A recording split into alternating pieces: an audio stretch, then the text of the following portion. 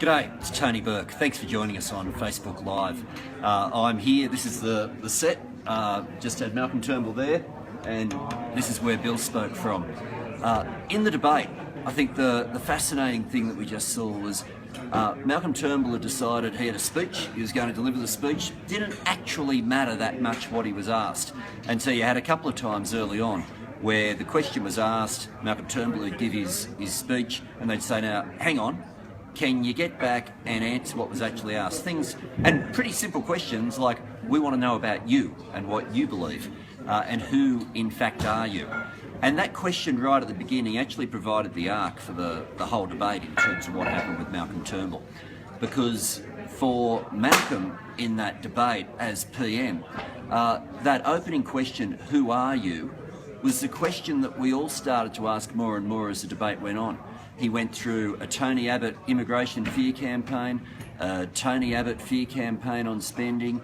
Basically, line after line that we had wasn't all that different from what we would have had from Tony Abbott, and not surprisingly, I guess he's backing in the same policies.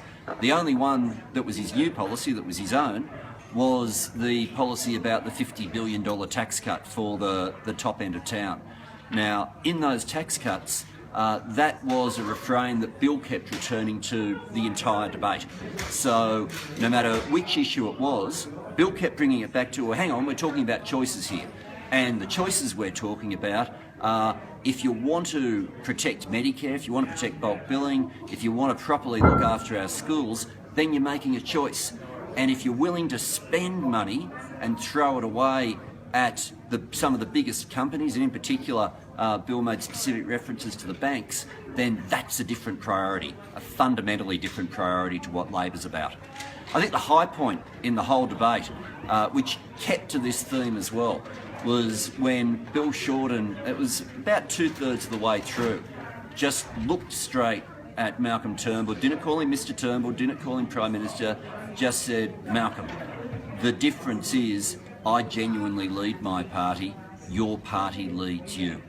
And I think that probably was the high point of the whole debate. It was certainly a turning point from which Malcolm Turnbull really had no comeback, because it had properly defined how he'd behaved the entire debate. Final thing, the issues that Bill stayed on the whole debate, issues of climate change, issues of education, of health. We probably didn't get as much on broadband as we'll get in future debates, because of course Malcolm Turnbull was not just as Prime Minister, but was the Minister responsible for delivering a slower NBN that we were meant to have, but at the same time doubling the price. So there's more issues to come, plenty more to come in the campaign.